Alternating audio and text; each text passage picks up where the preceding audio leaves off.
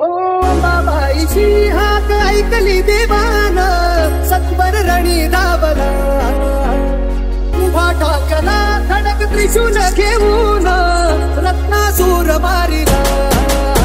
येतो घरात नांदतो आणि संकटात चालतो.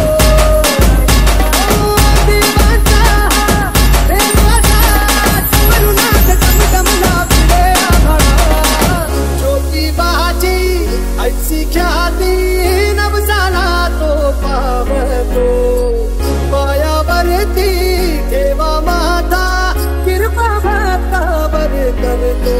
ये दौलत आला समेत